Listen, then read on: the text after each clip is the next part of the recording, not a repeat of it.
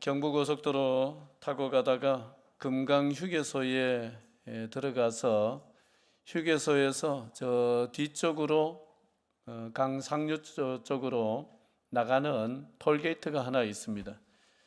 그래 그쪽으로 빠져나가서 강을 이렇게 굽이쳐서 흐르는데 그 강변 도로를 달려서 산 뒤쪽으로 가면은 거기가 옥천군 동이면이라는 면이 나오는데 거기에 강촌 가든이라고 식당이 하나 있습니다. 검색해서 가보실 분들은 가보시는데 주머니에 두둑히 넣어서 가셔야 됩니다. 비싼 집입니다. 강촌 가든이 뭐 파는 집이냐? 메기 파는 집입니다. 특이하게 메기는 보통 어떻게 해 먹어요?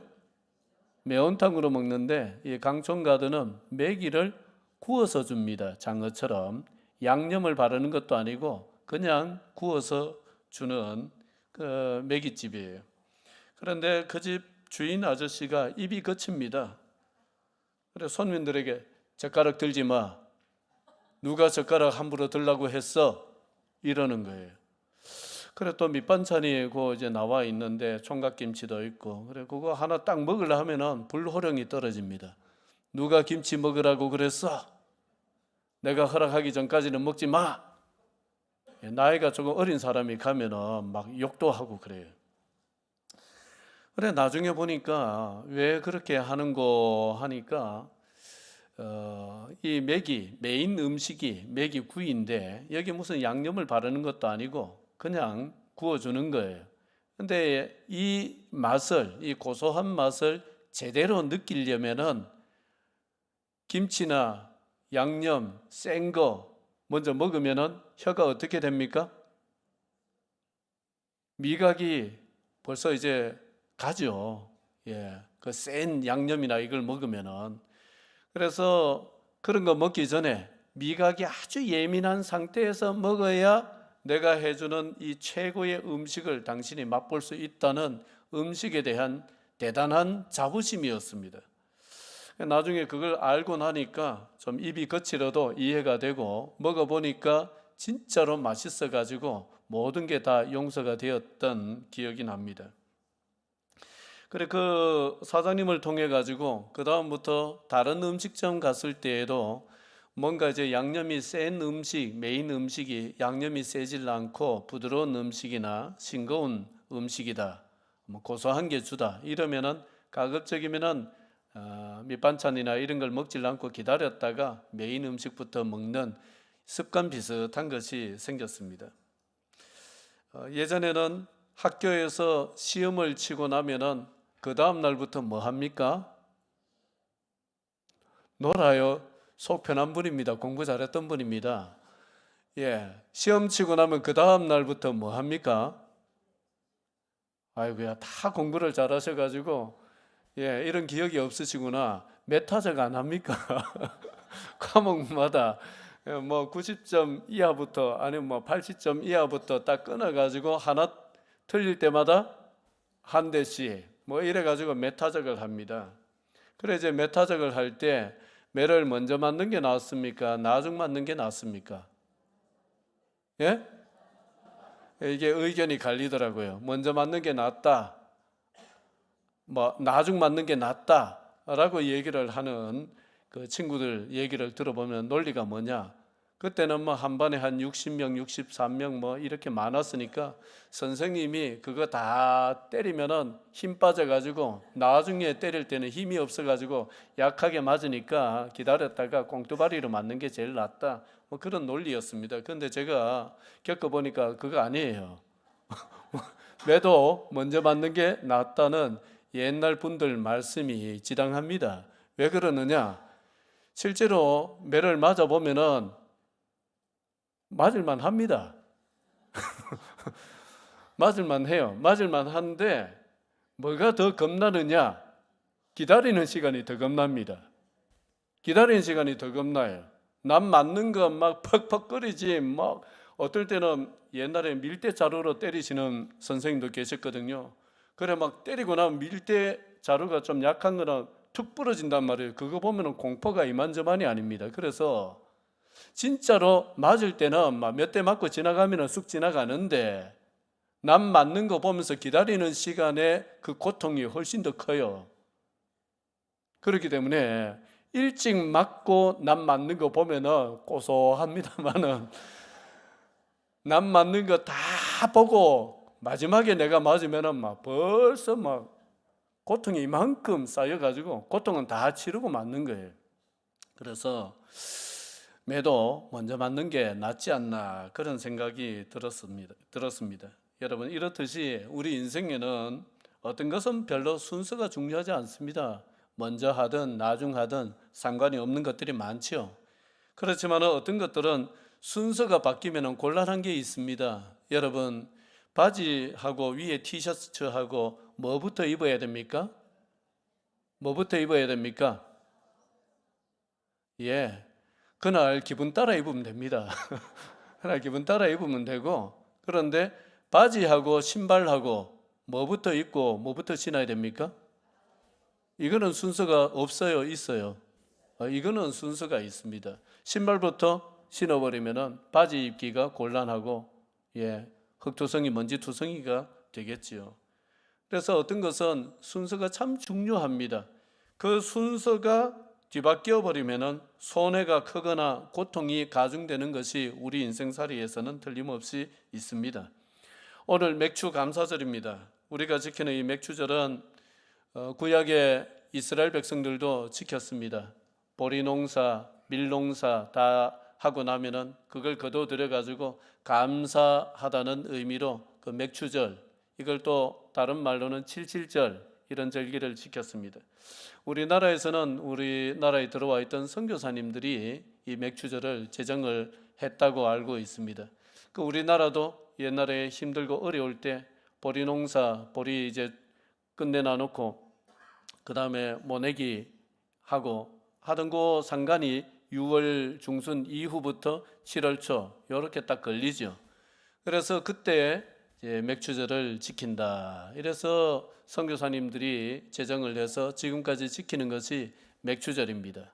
그래서 지금은 농사를 많이 짓지를 않다 보니까 많은 사람들이 회사 생활을 하고 직장 생활을 하고 이럽니다. 그래서 어떤 농경 시대의 산물이지만은 지금도 상당히 의미가 있는 것이 대체로 7월 첫 주를 맥추절로 지킵니다. 그렇기 때문에 상반기를 돌아보면서 상반기를 결산하면서 지키는 이런 의미가 여기에 있는 거예요. 참 귀한 절기가 아닐 수 없습니다. 우리가 중간 정도 돌아보면서 결산하고 내 자신을 반성하기도 하고 할 수 있는 기회가 되는 절기여서 참 소중한 절기입니다. 이 맥주 감사절에 은혜가 이기게 하라는 제목으로 말씀을 나누겠습니다. 오늘 우리가 읽은 이 본문은 잘 알지요? 무슨 제목이 붙어 있습니까? 오병이어, 예, 떡 5개, 물고기 2마리, 이걸 가지고 남자만 5,000명을 먹이셨다. 그 사건입니다. 예수님이 빈들에 나가시자 많은 무리가 예수님에게 몰려왔습니다. 예수님이 그 무리를 보시고 불쌍하니까 병자를 고치기도 하시고 또 다른 본문에 보면은 말씀을 전하기도 하시고 그렇게 하셨습니다. 그러자 저녁이 되었습니다. 제자들이 걱정이 돼서 이곳은 빈들이요 때도 이미 저물었고 하니까 무리를 빨리 해산시켜서 마을에 가서 뭐라도 사 먹도록 해야 안 되겠습니까? 그래 말씀을 드리니까 예수님이 보낼 것 없다. 너희가 먹을 것을 주어라. 그러시는 거예요. 그러자 또 제자들이 여기 우리에게 있는 것은 떡 5개와 물고기 2마리 뿐입니다. 이거밖에 없는데 저 많은 사람들에게 이게 뭐가 되겠습니까? 이런 의미죠. 그때에 우리 주님이 그것을 내게로 가져오너라 라고 하신 다음에 그것을 들고는 하늘을 우러러서 축사하신 다음에 떼어서 무리에게 나누어 주셨다는 거예요. 자, 19절 상반절만 읽어보겠습니다. 자, 시작. 무리를 명하여 잔디 위에 앉히시고 떡 5개와 물고기 2마리를 가지사 하늘을 우러러 축사하시고. 자, 제자들이 떡 5개, 물고기 2마리 가지고 왔더니만은 주님이 그것을 가지고 하늘을 우러러 축사하셨다. 이 축사하셨다는 말은 축복했다 내지 감사했다는 뜻입니다. 자, 모인 무리의 숫자가 남자만 쳐서 몇 명이었다고요? 5천 명이었다고 합니다.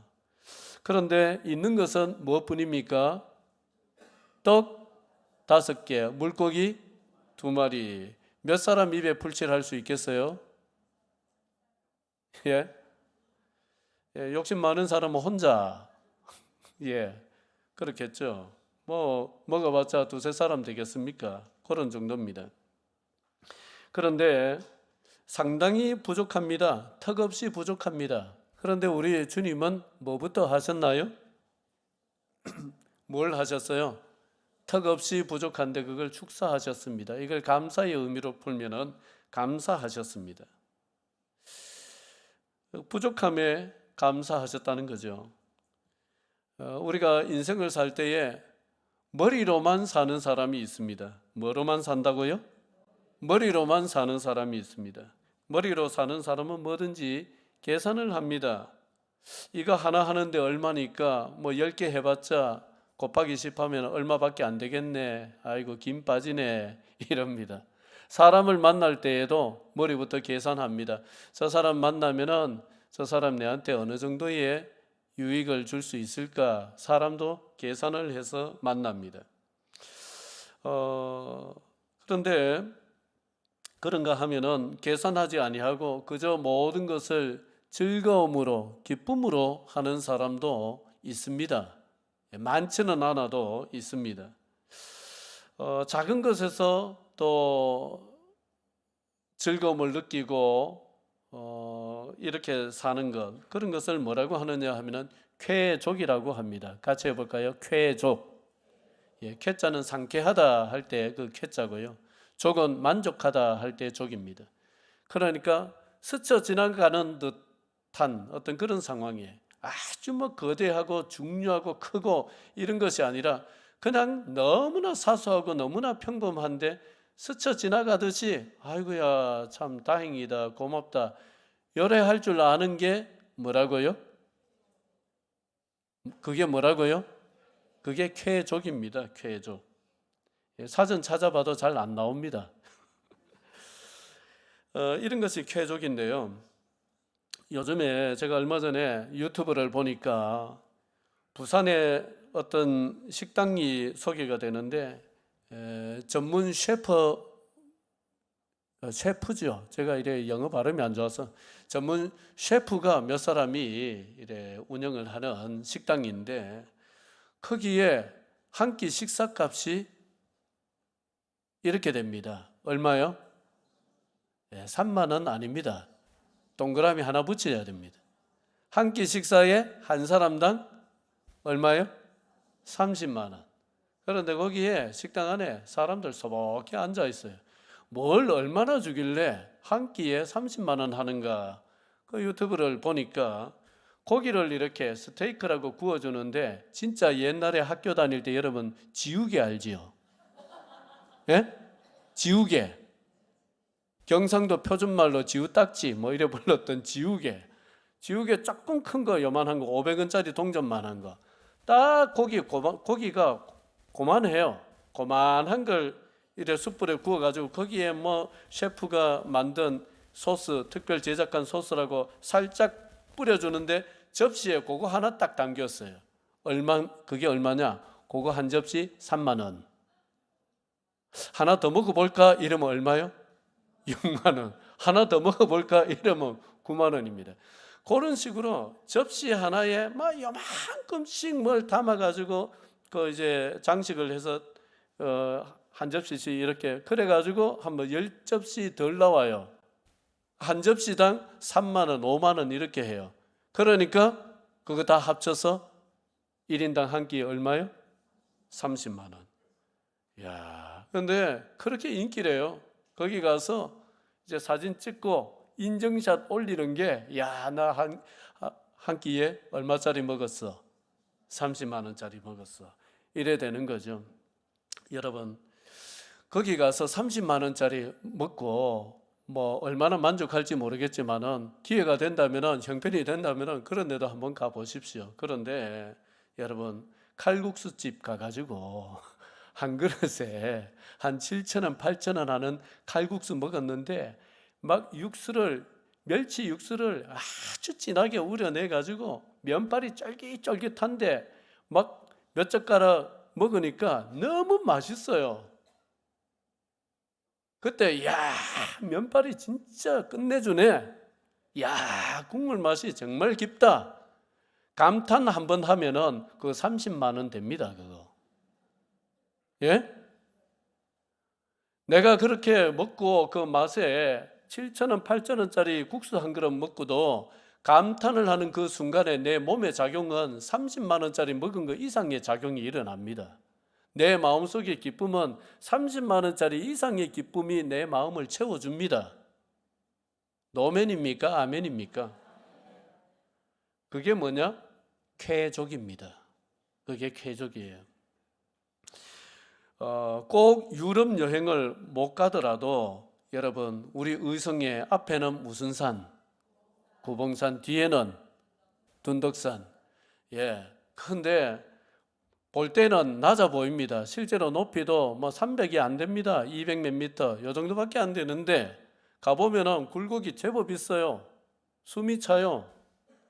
그런데 구봉산을 가든지 둔덕산을 가든지 가다가 봄철에 옆에 새순이 돋고 새싹이 돋고 그 햇빛에 반사된 그 연약한 그 이파리, 나뭇 이파리 그거 보면서 와 예쁘다 하는 순간에 여러분 나는 유럽 여행했는가하고 똑같습니다.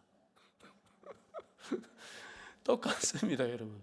내 몸에 나타나는 엔돌핀이라든지 이 작용들은 비싼 돈 주고 유럽 여행한 것과 구봉산, 둔덕산 다니면서 드레핑, 산에핑, 꽃이나 새싹 돋은 거 이거 보면서 와 감탄하는 거나 크게 차이가 없습니다.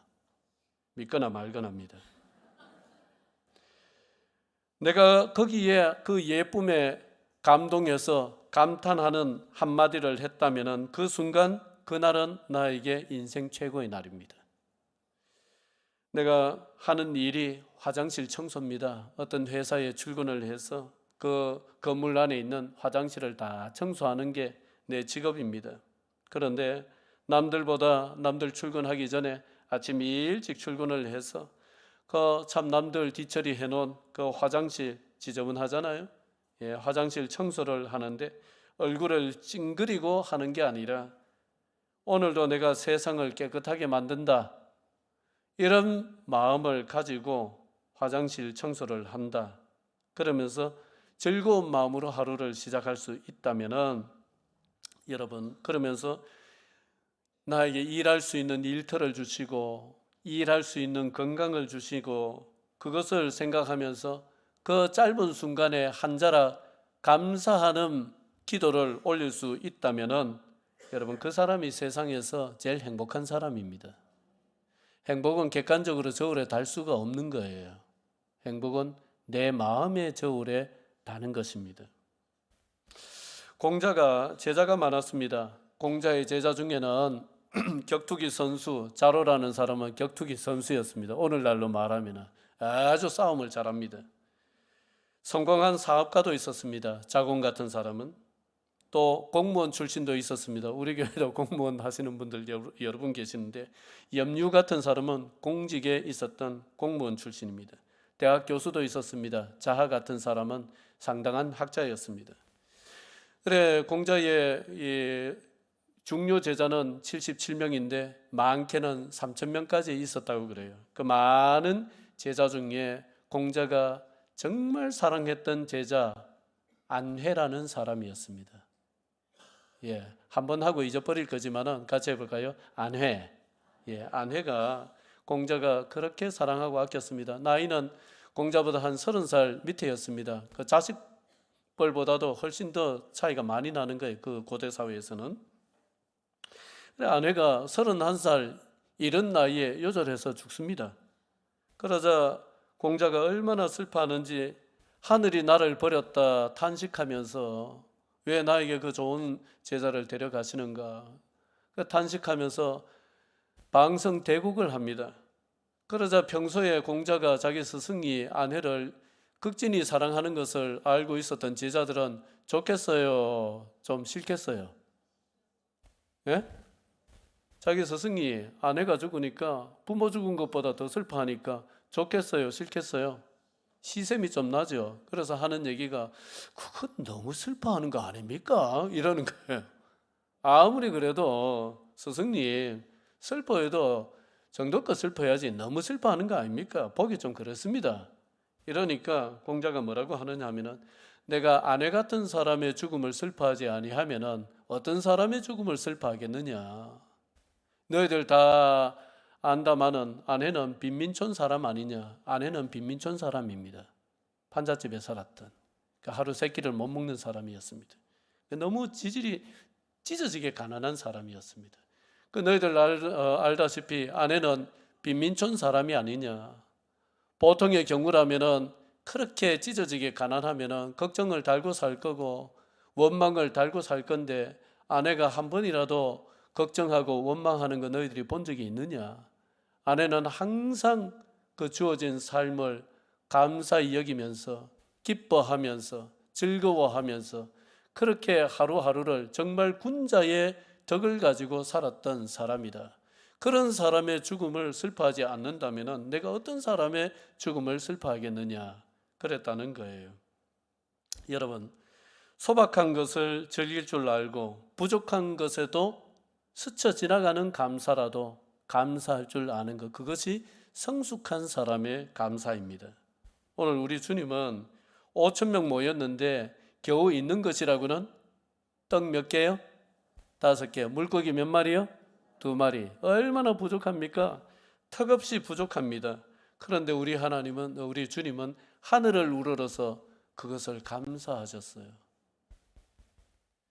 여러분, 오늘 맥주 감사절인데 지난 상반기 때 뭐 좋은 거 뭐 있었지, 뭐 감사하면 되지, 이거 생각하지 마시고 제가 가르쳐 드릴게요. 오늘 아침에 일어나서 눈 떠서 옷 입고 이 자리에 내 발로 걸어 나온 거 감사하시기 바랍니다. 여러분, 제 목소리 들립니까? 예, 제가 이래 조용조용 얘기하는데 제 목소리가 들리면은 감사하시기 바랍니다. 귀가 멀쩡한 거예요. 얼마나 감사합니까? 이렇게 작고 소박한 것부터 감사하는 것이 진정한 감사의 삶입니다. 다시 말씀을 드리지만은 모인 사람은 남자만 5천 명이나 되었습니다만은 제자들이 내놓은 것은 떡 5개, 물고기 2마리였습니다. 그것뿐이었습니다.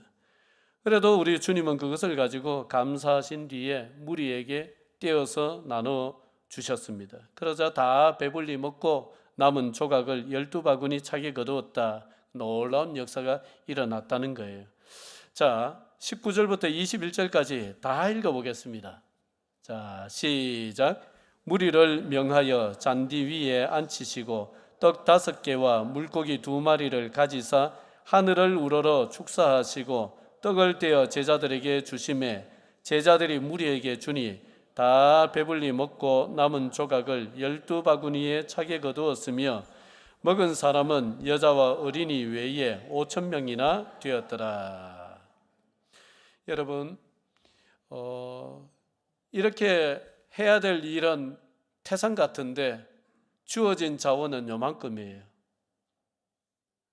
그러면은 간사부터 나오겠습니까? 걱정과 불평부터 나오겠습니까? 보통은요. 필요한 지금 써야 될 돈은 이만큼인데 주어진 돈은 쥐꼬리만큼이에요. 그러면은 감사부터 나오겠습니까? 불평과 걱정부터 나오겠습니까? 대체로 걱정, 불평부터 나오겠죠. 들어갈 것은 이만큼인데 뭐 이거밖에 없냐? 내 형편이 왜 이렇냐? 그럴 수 있겠지요. 그런데 우리 주님은 뭐부터 하십니까? 감사부터 하세요. 제가 다른 데도 찾아보니까 우리 주님이 이러신 적이 또 더 있습니다. 이제 제자들을 보내가지고 둘씩 이제 조를 짜서 전도를 보냈는데 제자들이 갔다 와서 전도 보고를 합니다. 그 전도 보고를 듣고 난 뒤에 주님이 뭐라고 하시느냐 이렇게 기도하십니다.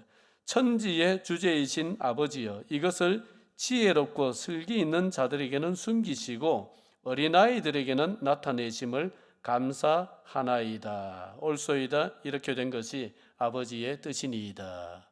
이 말씀을 보면은 제자들이 가서 열심히 전도했는데 지혜롭고 똑똑하고 잘난 사람들보다는 어떤 사람들이 받아들였다는 거예요? 어린아이들, 그 사람들보다 못한 사람들, 그런 사람들이 받아들였다, 이런 뜻으로 보이죠. 그런데 그러면은 이만큼 노력했는데 큰 물고기는 안 잡히고 잔챙이들만 잡혔다, 뭐 이렇게 볼 수도 있습니다. 물론 사람을 그렇게 등급 매길 수는 없지만은. 그런데 우리 주님은 그때에 어떻게 하세요? 감사하세요. 우리 주님이 항상 이런 식이었어요. 먼저 뭘 하느냐가 중요합니다. 먼저 뭘 하느냐. 먼저 감사부터 하신 것이 우리 주님의 비결이었고, 이것을 또 우리에게 가르쳐주고 계신 것입니다. 자, 여러분 이제 저를 좀 보세요. 여기에 들고 나오지는 않았지만은 병이 이만한 이제 유리병이 하나 있습니다. 그리고 옆에 돌멩이가 3개 있습니다. 제법 큼지막한 돌멩이 3개가 있습니다. 그 다음에 그 옆에 모래가 2컵이 있습니다. 모래 몇 컵요? 돌멩이 몇 개요? 아이고야, 잘 듣고 계시네요. 그 다음에 그 옆에 물이 3컵이 있습니다. 물 몇 컵요? 예, 그래 이걸 여기에 다 담으라는 거예요. 그래 첫 번째 사람은 어떻게 담느냐? 여기에 물부터 부었어요. 예, 병에다가 물 몇 컵? 3컵. 큰 컵으로 3컵 다 부었어요. 그 다음에 거기에 뭘 담느냐? 모래를 담았어요. 모래 담으니까 벌써 병 입구까지 물이 찰랑찰랑합니다. 거기다가 뭘 넣습니까? 돌멩이 몇 개? 예, 돌멩이 3개를 넣으니까, 하나 넣으니까 벌써 물이 넘칩니다. 그 두 번째 사람은 여기에 집어넣는데 어떻게 집어넣느냐? 제일 먼저 돌멩이부터 집어넣었어요. 3개 집어넣었어요. 거기에 또 그 다음에 뭘 넣느냐? 모래를 집어넣었어요. 그러니까 넘쳐요? 돌멩이 사이에 모래가 솔솔솔솔 이래 들어가더니만은 싹 들어가요. 그 다음에 거기에 물 넣었어요. 물을 부으니까 또 돌멩이 사이, 모래 사이 틈이 있잖아요. 거기에 물이 싹 스며들 때만은 3컵 다 부으니까 찰랑찰랑 넘치기 직전까지 꽉 차는 거예요.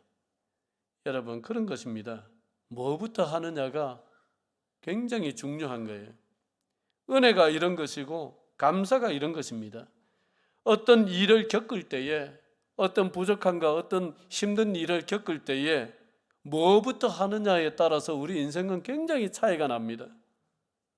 불평부터 하게 되면 절대로 그 어려움, 고난을 내가 담아낼 수가 없어요. 못 담아냅니다. 넘쳐버립니다. 아무리 힘든 일이 닥치고 하더라도 먼저 뭐부터 담아야 되느냐? 내 마음에 하나님의 은혜, 감사부터 담아야 됩니다. 은혜와 감사부터 담아야 됩니다. 어떤 일이 터져도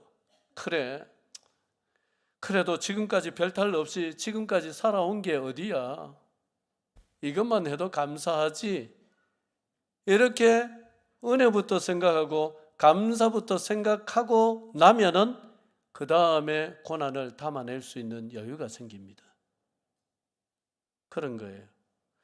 높은 뜻 숭리교회 은퇴하신 김동호 목사님, 이 김동호 목사님이 이제 암이 발병이 돼가지고 힘겨운 치료 과정을 거쳐서 지금은 이겨내시고 새벽마다 또 그 유튜브에 간단한 메시지, 김동호 목사님의 메시지는 굉장한 통찰력이 있어요. 들어보면 어디서도 들을 수 없는 정말 통찰력이 있어서 짧은 단 3분의 메시지지만은 하루를 버틸 수 있는 굉장한 은혜가 되는 게 김동호 목사님의 메시지입니다.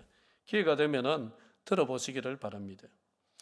그래 이제 이 김동호 목사님이 이런 그 어려운 일을 겪으면서 그 고백을 해놓은 것을 읽어봤습니다. 이리 얘기를 해요. 내가 암에 걸리니까 너무 불안하고 경험을 안 해봤던 일이니까 너무 불안하고 두렵고 목사라도 뭐 어쩔 수 없는 거예요. 걱정이 되고 그래가지고 시간만 있으면은 봤다는 겁니다. 뭘 봐요? 뭘 봐요? 요즘에 모든 해답이 어디 있습니까? 하나님께 있습니까? 유튜브에게 있습니까? 요즘에 모든 해답이 유튜브에게 있습니다. 그래 목사님이 눈만 뜨면은 눈 뜨자마자 걱정이 되고 하니까 유튜브를 열어서 뭐 전문적인 이 분야의 최고 가는 명의들 강의부터 시작을 해서 또 암 치료했다는 유경험자, 성경험자들 그 경험담부터 시작을 해서 막 그걸 하루 종일 봤다는 거예요. 하루 종일.